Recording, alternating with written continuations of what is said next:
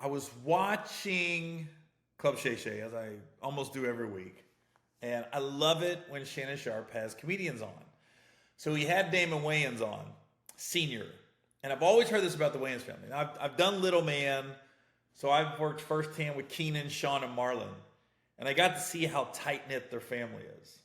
And one thing that always resonated with me with the Wayans is they see each other, they kiss each other on the lips real quick. It's not awkward. You don't get the feeling there's incest going on. I don't want that to be the narrative, but it's a quick peck. And I was like, because you don't see it from men a lot. And I always thought that struck me, you know. But Damon told a couple stories. And I've always heard this about the Wayans. I heard Keenan is the godfather. Keenan is the reason that all this happened. The Wayans empire came about because of Keenan. He was the first one to take the jump to go to LA. Got in with the right people. And I love hearing the stories of how, like, him, you know, Keenan, and then Damon came after Keenan, and Jerry Seinfeld and Jay Leno and all these other people used to go to Canners. You know exactly where the Canners were talking about in LA. We used to sit there late at night and write. They'd be sharing fries because they had no money. God, I miss those days, man. I was doing that in San Diego with somebody like Bobby Lee, Darren Carter, Nick Cannon to a lesser extent. But still, those are guys that I would be at restaurants at late at night going over jokes at a Denny's or an IHOP in San Diego when I first started. So when he said that, I was like, man, I remember them days. Because you just had so much hope and excitement as a stand-up. And but he told a story about Katt Williams. And he said, you know, Katt was just a ball of energy.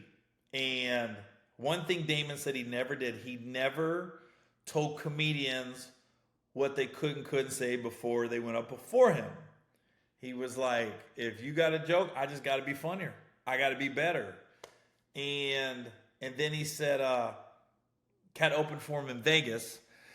And after that, he said, I got to put Katt on My Wife and Kids, which if you watch that sitcom, My Wife and Kids, it was good. When Katt was on it, that could have been my favorite character Katt's ever played in a movie or TV show. He was just so freaking funny. There's a dance battle scene, look it up on YouTube, where Damon and Katt are dance battling. Get out. It's too funny. And you can tell Damon's almost breaking when Katt's doing his dance moves and stuff. But he told the story of how he was in Vegas, Katt opened up for him, and that's where he's sitting. Katt was jumping, doing cartwheels and stuff. And I'm thinking, there's so many times I'll hear a story on a podcast or read a story in a book, and I'm like, I was there. I was there when that story happened. So the Damon story. I was in Vegas with my ex-wife. We were staying at the Hilton. That's where Damon and Katt was performing. I'm sitting there playing blackjack or craps. I see Katt walking by the Hilton, walking in the casino somewhere. I go, Katt, what's up? And we're both like, God, late 20s, early 30s. And no, neither of us said, we're doing all right, but we hadn't hit yet, right? And he comes over, start BSing. I just remember Katt had a tank top on. I think it was a Laker jersey and like 4 chains. Whether they were real or not, I don't know at that time. Katt wasn't balling like he is now, and he had a bodyguard with him. Katt was the only guy I know that was an opening act and had a bodyguard. So I see Katt. He's like, yo, what's up, Gary? You want to come to the show tonight? I'm opening up for Damon. And I was like, oh, man, I think we had dinner plans. We was meeting some friends. And I said, well, hit me up. Hit me up after the show. And then we just didn't connect after the show. Fast forward the next day. I'm on a JetBlue flight from Vegas to LA. Who gets on the flight? Katt. Now, at this time, JetBlue did not have first class. And Katt got on with all them chains on, a different jersey, and that bodyguard. I was thinking, Katt is rolling like he's anticipating he's about to come into some money. He's anticipating about to be a headliner. He's the only opening act I've ever seen with a bodyguard in chains. And I was just like, when Damon told that story, I was like, oh shit, I was there. I was there for that story.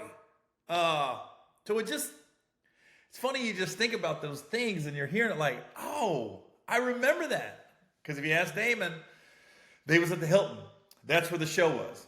The old Hilton where Elvis used to perform and stuff. It's like right off the strip. That's where the show was. And then it reminded me of like Will Packer sends me his book.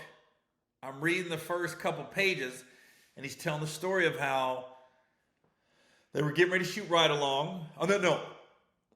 Sorry.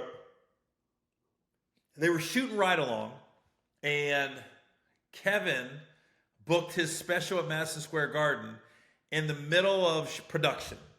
And Kev was like, yo, Saturday, I'm filming my special, but Sunday was still a work day. So what I remember is I get the set that I haven't recorded yet. I'm getting ready to record the next day. I get there and I'm going through prep, like wardrobe and everything. And then Will had told me, yo, we all headed to New York. We're going to watch Kevin's special. We'll be back in the morning. He was like, I hope. And Will tells a story how Kev had the party. Carmelo Anthony had some party for Kevin after the show. All of a sudden, bottles are popping. All of a sudden, it's 3 a.m.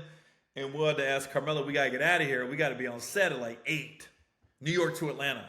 So they got Kevin out of there. They got on a private jet. They landed and came straight to set.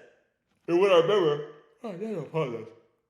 what I remember about that day was I got there in the morning and everyone was telling me, yo, it was a late night last night. Everybody just landed. So Kev was in his trailer asleep. I'm wide awake. I had a good night's sleep.